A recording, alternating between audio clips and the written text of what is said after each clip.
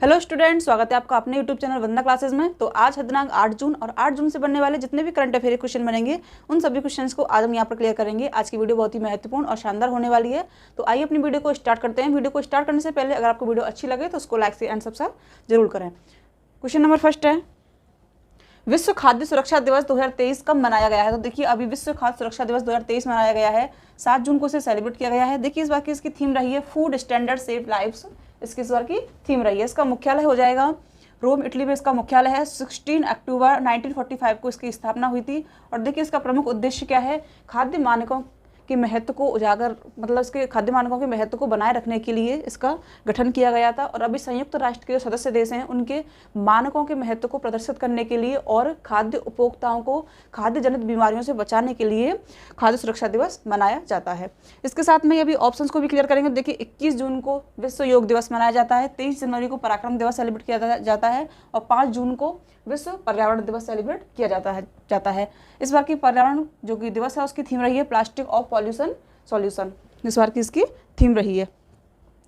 Next question है, हाल ही में द्रौपदी मुर्मू को किस देश के सर्वोच्च नागरिक सम्मान grand order of the chain of the yellow star से सम्मानित किया गया है? तो देखिए राष्ट्रपति द्रौपदी मुर्मू भारत की राष्ट्रपति हैं और अभी इनको सूरीनाम का जो सर्वोच्च सम्मान है उससे इनको सम्मानित किया गया है। और ऐसा पहली बार है कि किसी भारतीय को सूरीनाम के जो कि सर्वोच्च सम्मान है उससे सम्मानित किया जा रहा है। देखिए सूरीनाम के राष्ट्रपति चंद्रिका प्रसाद संतोखी ने नए सम्मान सम्मानित किया है, सम्मान से सम्मानित किया है। और 17वां प्रवासी सम्मेलन जो कि 9 जनवरी को स्टार्ट हुआ था और यह मध्य प्रदेश में आयोजित हुआ था भारत में। और देखिए इसमें यह सूरीनाम और गुयाना के राष्ट्रपति भारत में आए थे और इनको भी प्रवासी भारतीय सम्मेलन हुआ था, उसमें सम्मानित किया गया था सूरीनाम और गुयाना के राष्ट्रपति को। ऑप्शंस को भी देखेंगे तो देखिए फ्रांस का सर्वोच्च सम्मान है, उससे टाटा सन्स के चेयरपर्सन एन चंद्रशेखर को सम्मानित किया गया है फ्रांस के सर्वोच्च सम्मान से। Papua New Guinea grand companion of the order सम्मान है, उससे अभी भारत की जो प्रधानमंत्री हैं नरेंद्र मोदी फिजी और पापुआ न्यू गिनी की संयुक्त यात्रा पर गए थे। 3 देशों की यात्रा में से पापुआ न्यू गिनी और फिजी के सर्वोच्च सम्मान से सम्मानित किया गया है पीएम मोदी को। देखिए भूटान के सर्वोच्च सम्मान से भी पीएम मोदी को सम्मानित किया जा चुका है। नेक्स्ट क्वेश्चन है, हाल ही में हिंदू ग्रुप की नई अध्यक्ष कौन बनी है? तो देखिए अभी हिंदू ग्रुप की नई अध्यक्ष बनी है, ये हैं सुश्री निर्मला लक्ष्मण हिंदू ग्रुप की नई अध्यक्ष बन गई हैं। शालिनी सिंह, तो देखिए शालिनी सिंह एनसीसी कैडेट हैं और अभी इन्होंने जो कि एनसीसी कैडेट में एक महत्वपूर्ण कोर्स होता है पर्वतारोहण कोर्स किया है इन्होंने। और यह ऐसी पहली कैडेट बन गई है जिन्होंने कि जो कि उत्तराखंड की सबसे ऊंचा चोटी है उस पर इन्होंने पर्वतारोहण अपना कोर्स कंप्लीट कर लिया है। पीटी ऊषा, देखिए PT Usha IOA Indian Olympic association की अध्यक्ष हैं भारत में। हर्षवंती बिष्ट, तो भारत के सबसे ऊंचे जो कि पर्वतारोहण है इंडियन माउंटेनिंग है उसकी अध्यक्ष हैं हर्षवंती बिष्ट। नेक्स्ट क्वेश्चन है, हाल ही में the power of one thought का विमोचन किसने किया है? तो देखिए अभी ये नई किताब का विमोचन किया गया है the power of one thought. इसका विमोचन किया है BK शिवानी सिंह ने इसका विमोचन किया है। BK शिवानी सिंह को भारत सरकार के द्वारा भारतीय जो कि मानवीय लोगों के दिलों में जगह बनाने के लिए इनको महिलाओं का सर्वोच्च सम्मान दिया गया है BK शिवानी को। और देखिए 2007 में इनका एक शो था जो कि अपकमिंग विद ब्रह्म कुमारीज के नाम से आता है। और देखिए अभी इसके 2000 एपिसोड पूरे हो गए हैं और 2017 में इनको वर्ल्ड साइकेट्रिक एसोसिएशन के द्वारा इनको सद्भावना राजदूत बनाया गया था BK शिवानी को। ब्रह्म कुमारी आश्रम है उससे यह बिलोंग करती हैं BK शिवानी। ऑप्शन को भी देखिए क्लियर करेंगे तो PM मोदी, तो देखिए PM मोदी के द्वारा संगम प्रशस्ति जो बुक थी उसका विमोचन किया गया था PM मोदी के द्वारा। नारायण बागुल, तो देखिए नारायण बागुल ने एक किताब लिखी थी रिफ्लेक्शन जिसका विमोचन किया था वित्त मंत्री निर्मला सीतारमण ने। रामचंद्र मूर्ति कोंडू भाटला, तो देखिए इनकी बुक है उसका नाम है NTR ए पॉलिटिकल बायोग्राफी, इनकी पुस्तक का नाम है और अभी इन्होंने यह पुस्तक अपनी लिखी थी रामचंद्र मूर्ति कोंडू भाटला ने। नेक्स्ट क्वेश्चन है, भारत की पहली अंतर्राष्ट्रीय क्रूज चेन्नई से कहाँ के लिए रवाना हुई है? तो देखिए भारत की पहली अंतर्राष्ट्रीय क्रूज चेन्नई से रवाना हुई है, श्रीलंका के लिए इसको रवाना किया गया है। देखिए 2880 वर्ग मीटर में यह बनी हुई है जो क्रूज है और इसमें 3000 यात्रियों के ले जाने की इसमें क्षमता है। और अभी इसको स्टार्ट किया गया है। यह भारत के जो केंद्रीय मंत्री हैं, केंद्रीय जलमार्ग मंत्री और नौवहन मंत्री हैं सर्बानंद सोनोवाल, उनके द्वारा हरी झंडी दिखाई गई थी इसको चेन्नई से यह श्रीलंका के जो 3 हाई पोर्ट हैं, हम्बनटोटा, त्रिकोमाली और सेंतुकोरई, तो इन तीनों के यहाँ पर जाने के बाद में यह वापस से चेन्नई की तरफ अपना आगमन करेगी। और देखिए अभी जो कि यह क्रूज है इसका नाम है MV एक्सप्रेस, इस क्रूज का नाम रखा गया है। देखिए इससे पहले भारत के बारे में अगर बात करेंगे तो भारत में ही सबसे बड़ी जो क्रूज थी MV गंगा विलास क्रूज थी, और इसको स्टार्ट किया गया था उत्तर प्रदेश के बनारस से असम के डिब्रूगढ़ के लिए चलाई गई थी। गंगा क्रूज विलास इसका नाम था। देखिए ऑप्शंस को भी क्लियर कर लेंगे तो देखिए भारत और फ्रांस के बीच में 36 विमानों को लेकर चर्चा थी, जिसमें से 36 विमान अभी यहाँ पर आ चुके हैं। म्यांमार से अभी यहाँ पर रिलेट करेंगे तो देखिए म्यांमार में सितवे जो पोर्ट है, बंदरगाह है, उसका संचालन भारत के सहयोग से किया गया है म्यांमार में। और म्यांमार में अभी जो कि मोचा चक्रवात आया था तो उसके लिए भारत ने ऑपरेशन करना चलाया था, वहाँ पे खाद्य वगैरह की खाद्य आपूर्ति की पूर्ति के लिए, या फिर किसी भी जो कि वहाँ की आपूर्ति वगैरह है जो लोगों को हो रही थी उसके लिए। मालदीव तो देखिए मालदीव से रिलेट करेंगे कि भारत में लक्षद्वीप में मालदीव की तर्ज पर ही 800 करोड़ रुपए की लागत से वाटर ब्लॉक का यहाँ पर निर्माण किया जाएगा लक्षद्वीप में। नेक्स्ट क्वेश्चन है, हाल ही में फाइबर ऑप्टिक परियोजना किस राज्य ने लॉन्च किया है? तो देखिए अभी फाइबर के फोन जो कि परियोजना है ये लॉन्च किया है, ये केरल ने लॉन्च किया है। देखिए जो ये परियोजना है 11,417 सरकारी कार्यालय हैं, उसके साथ में 2105 ऐसे शहर हैं जो कि घर हैं जहां पर इसको स्टार्ट किया गया है। और यह पहला ऐसा राज्य जो कि इंटरनेट सेवा को बुनियादी रूप से घोषित करने वाला पहला राज्य बन गया है। इंटरनेट को सस्ती दरों पर प्रोवाइड करने वाला भी पहला राज्य बन गया है केरल। और अभी 30,000 वर्ग फीट में जो कि ऑप्टिकल लाइन है उसको स्टार्ट किया जा रहा है। केरल फाइबर ऑप्टिकल नेटवर्क है, यह इसकी फुल फॉर्म हो जाएगी। तो देखिए अभी फाइबर ऑप्टिक परियोजना स्टार्ट की गई है केरल में। केरल से एक और चीज़ और हम तथ्य याद रखेंगे करंट अफेयर के। देखिए केरल साक्षरता के लिए केरल टॉप पर रहा है, साक्षरता की रिपोर्ट में टॉप पर है। और सबसे लास्ट में कौन है? तो वह बिहार है। देखिए इसके साथ में ही मैनेजमेंट के मामले में केरल टॉप पर रहा है। क्षेत्रीय भाषा में जो कि मामले हैं प्रदर्शित करने वाला केरल टॉप पे है। और 100% जो कि डिजिटल बैंकिंग को लागू करने वाला भी केरल टॉप पर रहा है। और इसके साथ में यहाँ की केरल की वेम्बनाड झील है उसके रखरखाव के लिए यहाँ पर जुर्माना लगाया गया है। केरल पर 10 करोड़ रुपए का जुर्माना लगाया गया क्योंकि वह वेटलैंड है और इसलिए यहाँ पर जुर्माना लगाया गया है। देखिए ऑप्शंस को भी क्लियर करेंगे तो राजस्थान राइट टू हेल्थ नीति को लागू करने वाला पहला राज्य है राजस्थान। इसके साथ में अंधता नियंत्रण पॉलिसी को लागू करने वाला पहला राज्य भी कौन सा है? राजस्थान है। संविधान पार्क की स्थापना भी राजस्थान में की गई है राष्ट्रपति द्रौपदी मुर्मू के द्वारा। और राष्ट्रपति द्रौपदी मुर्मू के द्वारा जम्बूरी का जो कि उद्घाटन किया गया था तो वो राजस्थान के पाली शहर में किया गया था। देखिए कर्नाटक से हम एक चीज़ याद रखेंगे, कर्नाटक जो कि फसल स्वनिधि योजना है, फसल स्वनिधि योजना, तो उसमें कर्नाटक टॉप पर रहा है। आंध्र प्रदेश से याद रखेंगे, देखिए आंध्र प्रदेश के मुख्यमंत्री हैं जगन मोहन रेड्डी। और अभी जो रिपोर्ट आई थी उसके अकॉर्डिंग सबसे जो मूल्यवान सबसे महान मतलब जो रिचेस्ट मुख्यमंत्री हैं वो आंध्र प्रदेश के मुख्यमंत्री हैं जगन मोहन रेड्डी। नेक्स्ट क्वेश्चन है, हाल ही में किन दो देशों के बीच की नौसेनाओं के बीच एकता अभ्यास प्रारंभ किया गया है? तो अभी देखिए जो संयुक्त सैन्य अभ्यास होते हैं तो किसी 2 देशों के बीच में होते हैं या फिर 2 से अधिक देशों के बीच में भी हो सकते हैं। सिंगल देश में भी हो सकता है कि अगर उसके अंदर ही वह सैन्य अभ्यास होता है तो अभी इन 2 देशों के बीच में एकता अभ्यास का आयोजन किया गया है और यह संयुक्त सैन्य अभ्यास हुआ है भारत और मालदीव के बीच पे। देखिए भारत और मालदीव के बीच में यह 6th इसका एडिशन है। हिंद महासागर में इसको आयोजन किया गया है इसका।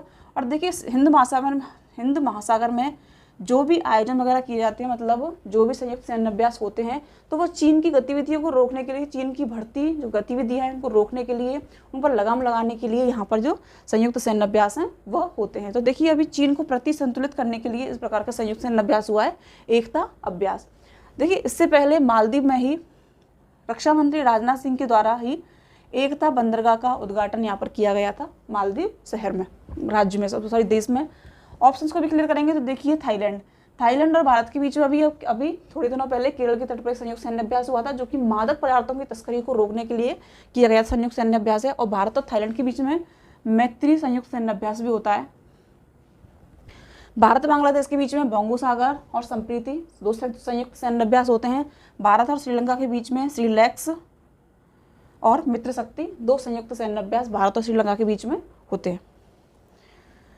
नेक्स्ट क्वेश्चन है, अरब सागर में आने वाले चक्रवात बिपरजॉय का नाम किस देश के द्वारा दिया गया है। देखिए इस प्रकार के क्वेश्चन आपसे जो कि पेपर वगैरह होते हैं उसमें अधिकतर पूछे जाते हैं, क्योंकि ऐसा क्वेश्चन आया हुआ है। तो देखिए अभी बिपरजॉय नाम दिया गया है, बिपरजॉय का हिंदी अर्थ हो जाएगा आपदा या फिर विपत्ति, इसका नाम हो जाएगा। और यह नाम दिया है बांग्लादेश ने, ऐसा नाम दिया गया है। देखिए बांग्लादेश के प्रधानमंत्री कौन है, शेख हसीना यहाँ की प्रधानमंत्री हैं। और इसी के भारत के सहयोग से ही बांग्लादेश में मैत्री डीजल पाइपलाइन का भी उद्घाटन किया गया था।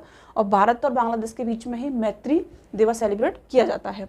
ऑप्शंस को भी देखिए क्लियर करेंगे तो ओमान के द्वारा हुदहुद शब्द दिया गया था। हुदहुद जो कि भारत के ही 2014 में आया हुआ चक्रवात है, और ये भारत के आंध्र प्रदेश, अंडमान निकोबार, उड़ीसा में मुख्य रूप से आया था। देखिए यमन ने अभी आया हुआ था, जो कि म्यांमार शहर में जब तबाही मचाई थी, मोचा चक्रवात, उसका नाम दिया गया था यमन के द्वारा। और भारत ने जो कि गति, सोमालिया में आया हुआ चक्रवात था, उसका नाम दिया था गति का भारत ने। देखिए बिपरजॉय जो आया है यह अरब सागर से उठता, और अरब सागर में यह चक्रवात बना है। इसके साथ में यह प्रमुख रूप से जिन क्षेत्रों को प्रभावित करेगा उसमें हो जाएंगे महाराष्ट्र, गुजरात, कर्नाटक हो जाएंगे। और यह पश्चिमी तट से बढ़ता हुआ आगे की तरफ बढ़ेगा। मुख्यतः भारत में जो कि मानसून का टाइम है वह जून से सितंबर तक के बीच में है। और अभी इसका जो कि यह स्टार्ट हो रहा है बिपरजॉय, और इसका नाम दिया है बांग्लादेश के द्वारा। नेक्स्ट क्वेश्चन है, वित्तीय समावेशन के लिए अंतर्दृष्टि डैशबोर्ड किसने लॉन्च किया है। तो देखिए अभी वित्तीय समावेशन के लिए अंतर्दृष्टि डैशबोर्ड लॉन्च किया है, ये किया है reserve bank of India, Bharat की जो कि रिजर्व बैंक ऑफ इंडिया है, इसके द्वारा लॉन्च किया गया है। देखिए इसका मुख्यालय मुंबई में हो जाएगा। इसके गवर्नर हो जाएंगे शक्तिकांत दास, इसके गवर्नर हो जाएंगे। और इन गवर्नर को ही गवर्नर ऑफ द ईयर का अवार्ड इस बार दिया गया है, आरबीआई के गवर्नर को। देखिए ऑप्शंस को भी क्लियर करेंगे तो देखिए एसबीआई के जो सीईओ हो जाएंगे वो हो जाएंगे दिनेश कुमार। नेक्स्ट क्वेश्चन है, पर्यावरण दिवस के अवसर पर पीएम मोदी ने कौन सी योजना शुरू किया। तो देखिए अभी पर्यावरण दिवस मनाया गया था, 5 जून को इसे सेलिब्रेट किया गया था, और इस बार इसकी 50वीं वर्षगांठ थी। इसके मौके पर ही पीएम मोदी के द्वारा 2 योजनाओं की शुरुआत की गई थी, अमृत सरोवर योजना और मिस्ट्री योजना। ए और बी इसका दोनों राइट आंसर हो जाएंगे। देखिए दोनों परियोजना हैं। तो देखिए पर्यावरण मंत्री कौन है, भूपेंद्र यादव पर्यावरण मंत्री हैं। देखिए अमृत सरोवर योजना 75 रामसर साइट हैं भारत में, 75 रामसर साइटों के संरक्षण के लिए स्टार्ट की गई थी, और इसकी जो अवधि रखी गई है वह 3 वर्ष रखी गई है। और मिस्ट्री योजना ये भारत के बजट में इस बार इसको दिया गया है, मिस्ट्री योजना को। और देखिए जो मैंग्रोव वन है उनके संरक्षण को बनाए रखने के लिए मिस्ट्री योजना की स्टार्टिंग की गई है। देखिए मैंग्रोव वन अधिकतर सुंदरवन इलाके में पाए जाते हैं, सुंदरवन के साथ में ही जहाँ जो कि पानी का क्षेत्र है 9 राज्यों में, उनमें भी मैंग्रोव वन पाए जाते हैं, और इसी के संरक्षण के लिए ही मिस्ट्री योजना को स्टार्ट किया गया है। नेक्स्ट क्वेश्चन है, किस राज्य की सीमा म्यांमार से नहीं लगती है। तो देखिए अभी जो राज्य म्यांमार से नहीं लगती है, देखिए इस प्रकार से यहाँ पर म्यांमार है और यहाँ पर है ये भारत। तो देखिए सबसे ऊपर हो जाएगा अरुणाचल प्रदेश, इसके बाद में हो जाएगा नागालैंड, यहाँ पर हो जाएगा मणिपुर, और यहाँ पर हो जाएगा मिजोरम। तो देखिए यहाँ पर जिसकी सीमा नहीं लगती है तो वो है मेघालय इधर पड़ता है। तो देखिए इसका राइट आंसर हो जाएगा मेघालय। यह एसएससी में आया हुआ क्वेश्चन है। नेक्स्ट क्वेश्चन है, किस भारतीय राज्य की तट रेखा सबसे लंबी है। तो देखिए किस भारतीय राज्य की तट रेखा सबसे लंबी है। देखिए यह भी क्वेश्चन आया हुआ है एसएससी 10+2 CGL। तो देखिए अभी यहाँ पर दे रखा है। देखिए वैसे तो इसका राइट आंसर इसमें आंध्र प्रदेश दे रखा है, लेकिन अगर इसका सबसे लंबी जो कि राज्य की सीमा लगती है, भारतीय राज्य की तट रेखा सबसे लंबी है, तो वह गुजरात की सबसे लंबी है। लेकिन अभी ऑप्शन में सिर्फ आंध्र प्रदेश दे रखा है, तो आंध्र प्रदेश की तट रेखा 2nd नंबर पर सबसे लंबी हो जाएगी, और इसलिए इसका राइट आंसर है आंध्र प्रदेश। नेक्स्ट क्वेश्चन है, यदि आप मोरेन, एस्कर और आउटवॉश प्लेन मैदान देखना चाहते हैं तो आपको निम्नलिखित में से किस संघ राज्य क्षेत्र में यात्रा करनी होगी। तो देखिए सबसे ज़्यादा जो प्लेन क्षेत्र मिलता है, एस्कर श्रेणी मिलती है, मोरेन मिलता है, वह मिलता है हमें लद्दाख एरिया में सारी चीज़ें मिलती हैं, और इसका राइट आंसर हो जाएगा लद्दाख। इस प्रकार का क्वेश्चन है, एनडीए में आया हुआ क्वेश्चन है 2022 में। नेक्स्ट क्वेश्चन है, इनमें से कौन माल और सेवा कर के परिषद के अध्यक्ष हैं। तो देखिए कर GST good and service tax की जो परिषद है उसके अध्यक्ष हो जाएंगे। तो देखिए भारत के केंद्रीय वित्त मंत्री इसके अध्यक्ष होते हैं। जीएसटी की जो बैठक वगैरह होती हैं उसकी भी अध्यक्षता भारत के वित्त मंत्री के द्वारा ही की जाती है। बजट को प्रस्तुति भारत के केंद्रीय वित्त मंत्री के द्वारा प्रस्तुत किया जाता है, और अभी भारत के प्रेजेंट में जो वित्त मंत्री हैं वो है निर्मला सीतारमण है। जैसा कि मैंने अभी बताया, इन्होंने रिफ्लेक्शन बुक का विमोचन भी किया है, बागुल की जो बुक है। इसके साथ में देखिए ऑप्शन को क्लियर करेंगे तो भारत के प्रधानमंत्री, नीति आयोग के अध्यक्ष हो जाएंगे भारत के प्रधानमंत्री पीएम नरेंद्र मोदी। लोकसभा के अध्यक्ष, तो देखिए लोकसभा के अध्यक्ष अभी ओम बिरला हैं, ओम बिरला। और देखिए इन्हीं की कुर्सी के साइड में अभी जो कि नवनिर्मित संसद है, नई निर्मित सब संसद है, उसमें सेंगोल, जिसका बहुत ही ज़्यादा बड़े स्तर पर नाम हो रहा था सेंगोल, उसी को जो कि लोकसभा के अध्यक्ष की कुर्सी के साइड में उसको लगाया गया है। लोकसभा का जो कि राष्ट्रीय चिन्ह रखा गया है वह है मोर, इस बार का रखा गया है। नवनिर्मित जो कि संसद भवन है उसमें भारत के राष्ट्रपति, तो देखिए भारत के राष्ट्रपति नाम मात्र के प्रधान होते हैं और जो कि सर्वोच्च कार्यकारी प्रधान होते हैं वो प्रधानमंत्री होते हैं। भारत के राष्ट्रपति तीनों सेनाओं के सर्वोच्च अध्यक्ष भी होते हैं। तीनों सेना मतलब भारत की तीनों सेना, थल सेना, वायुसेना और जल सेना। तो भारत के प्रधान राष्ट्रपति अभी कौन है? द्रौपदी मुर्मू जी भारत की राष्ट्रपति हो जाएंगी। नेक्स्ट क्वेश्चन है, अंतर्राष्ट्रीय प्रकृति संघ IUCN ने हाल ही में लाल चंदन वृक्ष रेड सेंडर को किस श्रेणी में व्यक्त किया है? तो देखिए इस यह वाला भी क्वेश्चन भी आपके क्वेश्चन आया हुआ है एनडीए में, इससे पहले वाला जो मैंने अभी क्या आया है GST वाला, वो भी आया हुआ क्वेश्चन है। तो देखिए अभी लाल चंदन वृक्ष, आपने मूवी देखी होगी पुष्पा, उसमें ये सारा ही बताया गया है कि चंदन की जो लकड़ी वगैरह है उसके बारे में बताया गया किस प्रकार से इसका आयात निर्यात होता है जो कि गैर कानूनी तरीके से। तो अभी देखिए संकटाग्रस्त श्रेणी में इसको, एंडजर्ड श्रेणी में इसको रख दिया है, मतलब लुप्त प्राय श्रेणी में इसको बताया गया है। इसका राइट आंसर हो जाएगा ऑप्शन नंबर बी। तो फ्रेंड्स इसी के साथ में आज के प्रश्नों की श्रृंखला को यहीं पर समाप्त करते हैं। वीडियो अच्छी लगी हो, हेल्पफुल लगी हो तो इसको लाइक करें, शेयर करें एंड सब्सक्राइब करें। Thank you.